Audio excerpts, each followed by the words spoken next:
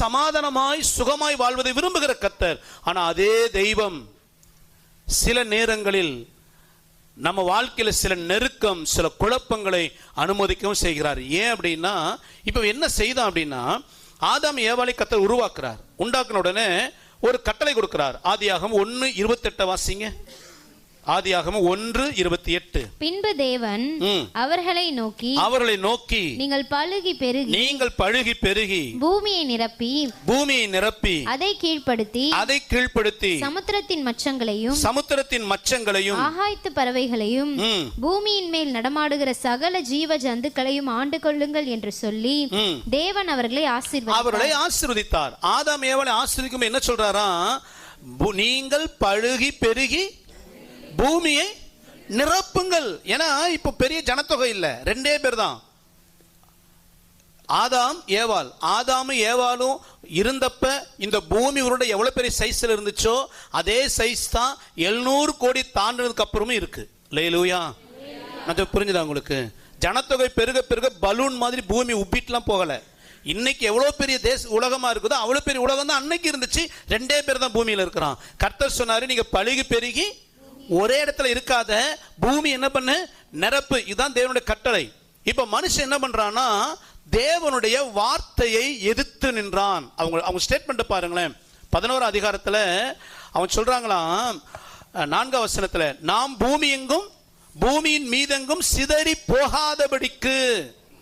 கர்த்தர் சொன்னாரு, நீ பூமியை நிரப்புன்னு சொன்னா, இவன் சொல்றான், நான் கர்த்தர் வார்த்தைக்கு நம்ம செய்ய முடியாது, நம்ம சிதறலாம் போவேன்னா ஒரே இடத்துல.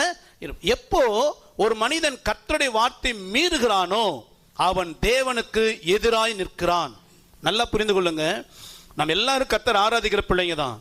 ஆனா தேவன் நம்மோடு பேசுகிற வார்த்தைகளுக்கு, சத்தியத்துக்கு நாம் என்னைக்கு கீழ்ப்படியாம நாம் வார்த்தை மீறி நடக்கிறோமோ, நாம் கர்த்தர் நல்லவர் என்று ஆராதித்தாலும் நாம் தேவனை எதிர்த்து நிற்கிறவர்கள். ஏன் அப்படின்னா, வார்த்தை தான் இயேசு, இயேசுதான் வார்த்தை.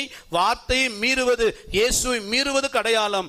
வார்த்தை எதிர்ப்பது கர்த்தரை எதிர்ப்பதற்கு அடையாளம். வார்த்தை அசட்டை பண்ணுவது கர்த்தரை அசட்டை பண்ணுவதற்கு அடையாளம். இவன் முதல்ல கர்த்தர் வார்த்தை மீறி தேவனுக்கு எதிராளி என்றான். சொல்லப்போனா, நீ என்னையா சொல்றது, நான் என்ன? இந்த நிலைமைக்கு தான் மனுக்குலம் வந்துச்சு.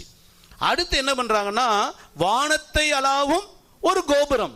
வானத்தை அளாவுன்னா வானத்தை எட்டுகிற, வானத்தை போய் முட்டுகிற தேவன் சொல்லுகிறாரே, அந்த தேவனோடு நாம சம்பந்தம் கலக்கிற அளவுக்கு ஒரு கோபுரத்தை கட்டி, நீ நானும் வேற இல்லப்பா, கடவுளே நானும் உன்னை போலதான் ஒரு கடவுள் என்று கடவுளுக்கே நம்ம சொல்லும்படி வானத்துக்கு போவோங்கிற ஒரு கோபுரத்தை கட்ட ஆரம்பித்தார்கள். இது யாருடைய எண்ணம் அப்படின்னா, லூசிஃபருடைய சிந்தை.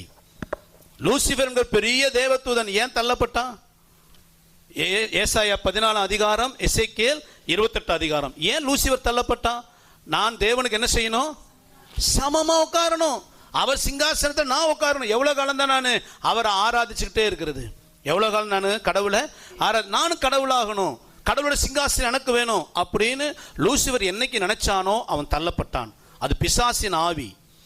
அந்த தந்திரத்தை தான் ஏதேன் தோட்டத்துல ஏவாளுக்கு சொல்லுவான். ஆதியாகமம் 3 அதிகாரம் 4-5 வாசித்தீங்கன்னா, பிசாசு கேட்கும் ஏவாளை பார்த்து, என்னம்மா பழத்தை சாப்பிடக்கூடாதா? அப்ப ஏவாள் என்ன சொன்னா? ஏதேன் தோட்டத்துல பிசாசு ஏவாள்கிட்ட கேட்கறான். என்ன கேட்டான்? இந்த பழத்தை சாப்பிடலாமா சாப்பிடக்கூடாதா? ஏன் எதையுமே சாப்பிடக்கூடாதுன்னா கர்த்தர் சொன்னாரு. உடனே அவ சொல்றா, இல்ல இல்ல எல்லாம் சாப்பிடலாம், இந்த மரத்து பழத்தை சாப்பிடக்கூடாது. உடனே பிசாசு என்ன சொன்னானா? அவர் பொய் சொல்றாரு. நீ சாப்பிட்டா என்ன ஆயிடுவீங்க? சாகல மாட்டீங்க. நீங்களும் தேவர்களை போல. பிசாசின் ஆவி நான் கடவுளுக்கு சமம். அதே தந்திரத்தை யார்கிட்ட புகுத்தினா? மனுஷன் புகுத்தி நீயும் யாரை போல மாறலாம்? கடவுளை போல மாறலாம். அன்னைக்கு மனுக்குலம் பாவம் செய்தது.